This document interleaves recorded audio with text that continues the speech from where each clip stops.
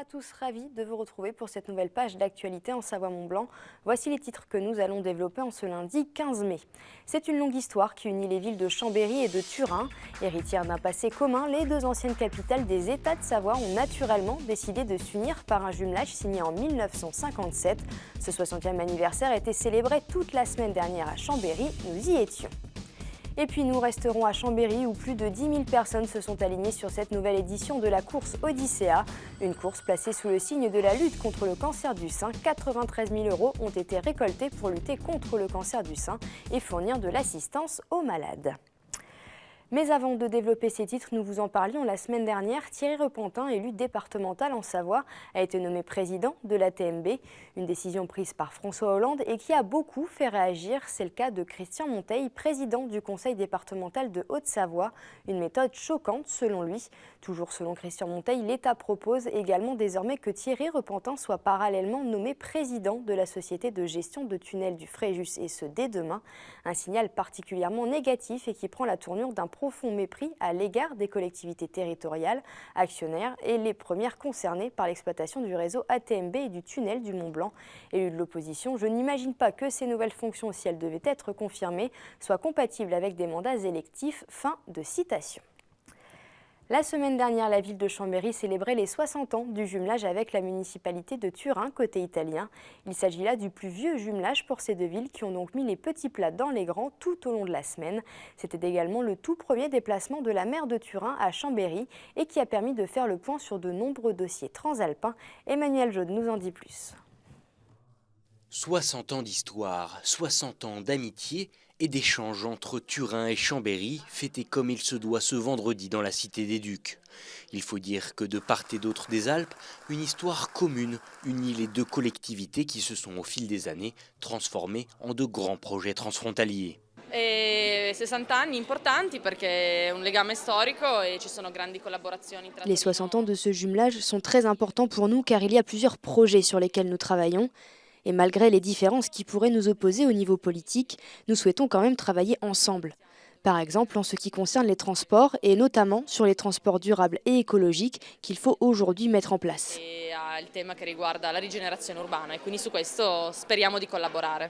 Des projets durables mais également culturels. En effet, via le financement européen du programme Alcotra, de nombreux échanges permettent aux deux communes de tisser davantage de liens et d'échanger des œuvres, sachant qu'ici, à Chambéry, un touriste étranger sur 4 est italien.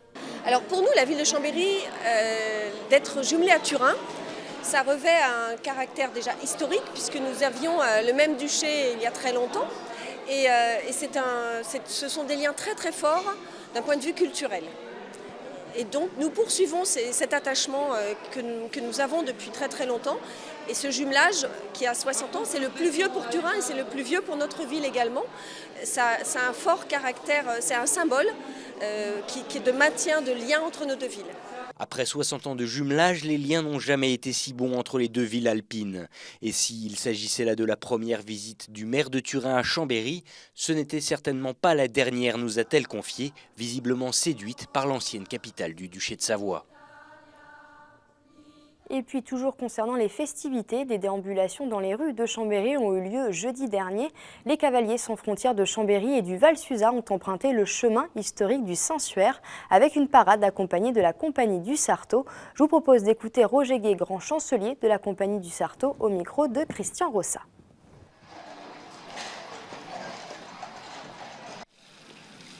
Ce défilé rentre dans le cadre du jumelage, du 60e anniversaire du jumelage de Chambéry avec Turin. Et si la compagnie du Sarto à l'origine était faite pour défendre le terroir des Savoies, le patrimoine fait aussi partie de notre action. Et pour nous, un jumelage est intégralement partie prenante du patrimoine. Donc il était logique qu'à la demande de l'association Chambéry-Turin, nous répondions présents et que nous soyons là aujourd'hui dans le cadre de cet anniversaire. Les Suisses choisiront leur avenir énergétique le 21 mai.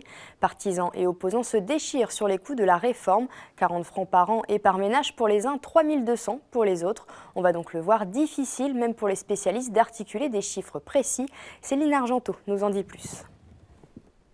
La Suisse a toujours été en avance dans le domaine de l'énergie. Elle ne veut aujourd'hui pas prendre de retard. 3 grands axes dans ce pan de la stratégie énergétique 2050 soumise à la votation. D'abord, réduire la consommation d'énergie dans toute la Suisse à hauteur de 43% d'ici 2035, en améliorant entre autres la qualité thermique des bâtiments. Interdire ensuite la construction de nouvelles centrales. Le peuple s'est positionné contre l'arrêt rapide du nucléaire en novembre dernier, mais les installations existantes pourraient avec cette loi produire jusqu'à leur fin de vie. Soutenir enfin la production d'énergie renouvelable indigène, axée surtout sur les centrales hydrauliques qui produisent actuellement 56% de l'énergie en Suisse, mais aussi sur l'éolien et le solaire. 75% d'énergie sont importées. Avec la révision, on diminue ensemble, si on parle de l'énergie, notre dépendance de l'étranger à 60%. Les opposants sont inquiets pour l'approvisionnement. On va remplacer une énergie nucléaire qui produit toute l'année, une énergie de bande, une énergie stable, par une énergie chaotique, par une énergie intermittente qui produit principalement en été. Au-delà de ces arguments, les débats tournent surtout sur le coût de cette loi. Pour compenser les frais de production des énergies renouvelables, plus chères à produire au départ, chaque Suisse paierait non plus 1,5 mais 2,3 centimes du kilowattheure. C'est ce qu'on appelle la rétribution à prix coûtant, ce qui reviendrait pour les partisans du oui à 40 francs par ménage et par an, 3 200 francs pour les partisans du non. Comment ils obtiennent les 40 francs? Parce que ce chiffre-là est à l'évidence faux. C'était vraiment prendre le tout petit bout de la lorgnette, un peu de se ficher la tête du monde. Parce qu'aujourd'hui, si on regarde les impôts, les taxes sur l'électricité et sur le CO2 qui sont prélevés, dans tous les cas, si on dit oui, c'est plus de 2 milliards de francs par année, ça ne fait pas 40 francs par personne, ça fait beaucoup plus. Ils calculent encore des investissements dans le réseau électrique. Et là, naturellement, ça vient, mais ce n'est ni partie de la votation, ni un investissement qu'on n'aurait pas avec un an.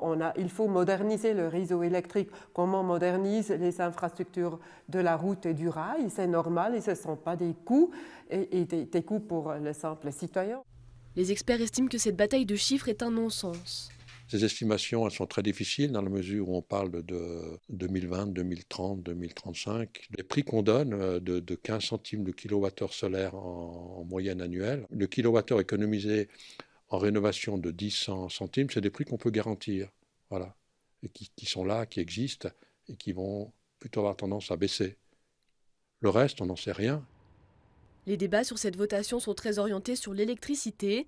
Mais les experts rappellent que la stratégie énergétique 2050, c'est aussi et surtout le chauffage et la consommation de pétrole. Samedi, c'est une manifestation particulière qui avait lieu à Annecy. Dans le cadre de la Vélorussion, plus de 300 personnes sont parties de la place de la mairie d'Annecy. Leur message, le vélo est le mode de déplacement du futur. Les cyclistes venus pour beaucoup en famille ont sillonné la ville d'Annecy et ont recensé les endroits les plus dangereux et les mieux sécurisés. D'autres manifestations de même nature se sont déroulées en Haute-Savoie, à Thonon-les-Bains pour le Chablais, à Salanches au pays du Mont-Blanc dans le Gifre et en Faucigny, Vallée Verte.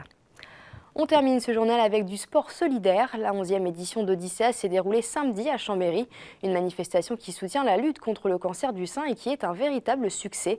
Cette année, plus de 10 000 personnes étaient inscrites sur les 3 formats de course à pied proposés. Preuve que les événements caritatifs ont encore de l'avenir. Sébastien Germain était sur place. La marée rose a englouti les rues de Chambéry ce samedi après-midi. Plus de 10 000 personnes inscrites sur les 3 parcours différents.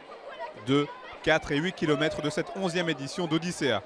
C'est d'ailleurs sur le tracé le plus court que l'on trouve les plus belles histoires. En famille le plus souvent, petits et grands ont uni leurs efforts pour parcourir ces 2 km pour soutenir la lutte contre le cancer du sein. Ça va, ça s'est bien passé, c'était cool. Et c'est bien d'être ici pour tous ceux qui ont les maladies du cancer du sein. C'est important justement de sensibiliser en plus l'entourage pour leur faire comprendre. Moi qui suis dedans, qui participe, qui vais en séance à l'hôpital, on rencontre des personnes qui sont très affaiblies et c'est vrai que d'avoir le sourire de personnel qui viennent faire des soins esthétiques, un peu de massage, de détente, de bien-être, c'est formidable. Odyssea a donc un rayonnement national avec ses 10 courses à travers l'Hexagone et l'édition chambérienne est aujourd'hui la 3e la plus importante de France. Allier sport et générosité, c'est peut-être par ce biais que les actions caritatives arriveront de plus en plus à mobiliser. Tout l'argent qu'on collecte au niveau des inscriptions et des dons est entièrement reversé aux associations de cancérologie locales. Donc on a l'hôpital, le Médipôle, des associations, l'association 4S et Cancer du sein, Rester femme, vivre bien.